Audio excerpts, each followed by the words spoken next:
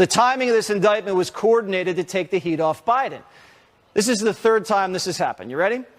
On March 17th, Hunter admitted the laptop was his. And on the very next day, Trump received word Alvin Bragg was indicting him in New York. On June 8th, an FBI document broke that Ukraine paid Biden a $5 million bribe. And the next day, on June 9th, Biden's DOJ indicts Trump on the Mar-a-Lago documents.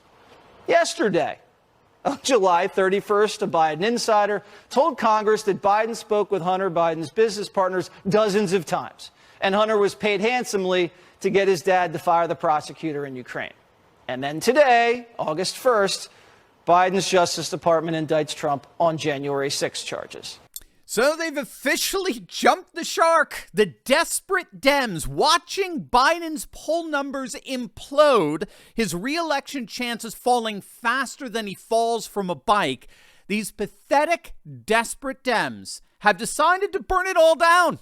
They're going full George Floyd here. They are burning the whole system down. As I'm sure you all know by now, President Trump has once again been indicted, this time for his alleged role in J6, a charge, ironically, he was already acquitted of by the United States Senate.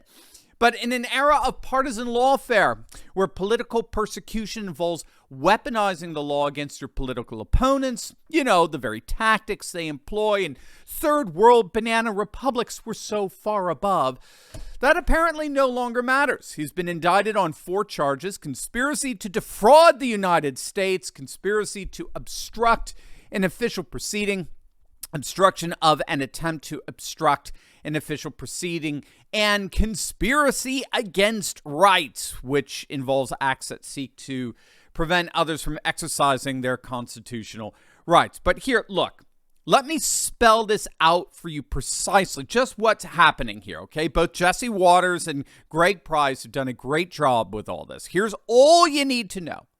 June 7th, FBI releases documents to Congress alleging the Bidens took a $10 million bribe from Burisma.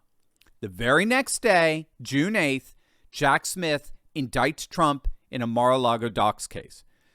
July 26th, Hunter Biden goes to court and sees his sweetheart plea deal collapse after it was revealed the DOJ tried to give him blanket immunity from future prosecutions. The very following day, July 27th, Jack Smith adds more charges against Trump in the Mar-a-Lago case.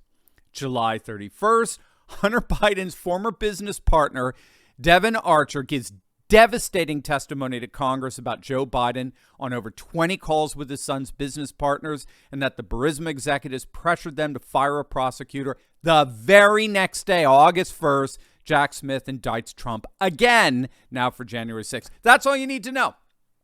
That's literally all you need to know with all of this. This is pure weaponized legalism. Vladimir Putin would blush over how utterly brazen this political persecution is. I mean, that's how my namesake Jonathan Turley sees it. Special counsel Jack Smith just issued the first criminal indictment of alleged disinformation. If you take a red pen to all of the material presumptively protected by the First Amendment, you could reduce much of the indictment to a haiku. He went on, the press conference held by Smith only deepened the unease for some of us. Smith railed against the January 6th riot and made it sound like he was indicting Trump on incitement. He didn't.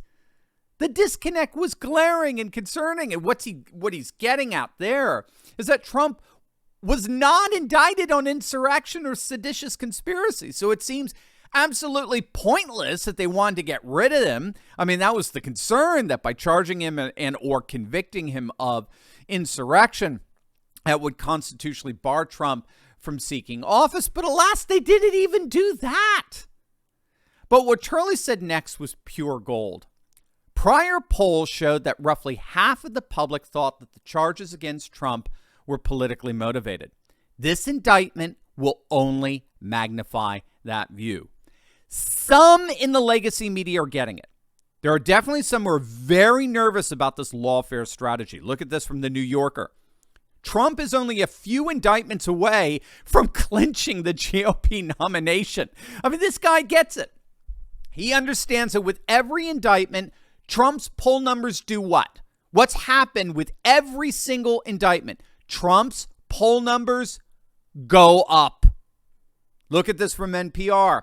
Trump's repeated legal woes have given him a boost in the polls. They see it. They can't understand it, but they see it. This is backfiring, but they're so desperate. They've got nothing else. And wait until you hear precisely why they're so desperate. Their left-wing polling guru has just come out sounding the alarm that Biden can't win in 2024. Wait until you see this. But first, I got to say, I know what it's like to feel alone out there in these turbulent times, but I broke free from despair, and you can too. If you've been looking for a community with like-minded patriots who are serious about resisting globalism, building the parallel economy, and having intelligent and deep fellowship on a regular basis, then you've come to the right place. In my Courageous Patriot Insiders community, we're building a close-knit movement of, by, and for patriots who are breaking free from the outrage and despair cycles of the mainstream media and taking on the fight against globalism. Every week, I deep dive into the content I can't share on big tech and give you the cliff notes on the truth of how patriots just like you are building up their communities, starting patriot businesses, and fighting the woke in both public and private. All with a few history and political lessons from yours truly, of course. Now, if you want to stop feeling alone as a patriot and stand together with this fast-growing community, be sure to click on the link in the description below. Don't wait. Join me and my Patriot Coalition today, and let's get fighting. Pollster Larry Sabato of Crystal Ball, who's an absolute anti-Trump nut, is sounding the alarm. He cited a New York Times Siena poll that just came out that showed that Biden and Trump are now officially tied. Now, you might think, okay, what's the big deal with that? Well, the reason why Sabato's so freaked out about this is because the final New York Times Siena poll back in 2020 had Biden up by 9, 50% to 41%. They're now tied. And Sabato recognizes that, of course, means a massive Trump victory in the Electoral College. He's talking, it's 2016 all over again when Trump became the first Republican to win over 300 electoral votes in 30 years. And that pattern is what we're seeing with every major poll. Quinnipiac, Harvard, Harris, Emerson, New York Times, CNN, all of them are showing a double-digit swing towards Trump over Biden since 2020. And here's another reason why they're panicking. They now have data that Biden is hemorrhaging support among black voters. Now, we already saw it during the 2022 midterms when black voter turnout dropped by 10 percentage points as compared to 2018, showing that they're starting to sour in their support of Biden. His polls among blacks have dropped dramatically. Biden's gone from 90% approval to now just 58%. Only 41% of blacks want Biden to run again. 6 in 10 don't want him running. So they're panicking over Biden's imploding poll numbers and his increasing loss of support among the Democrat base. And now you got their polling guru, Larry Sabato, basically saying, guys, it's panic time. Trump is poised to win. I mean, even CNN is admitting that. Look at this headline from just the other day. The chance of Trump winning another term is very real. That's about as panicked a headline as getting. Now you know why we got another indictment. I mean, the basic argument here is that Trump right now, as we speak, is actually polling better than he ever did in 2016, 2020.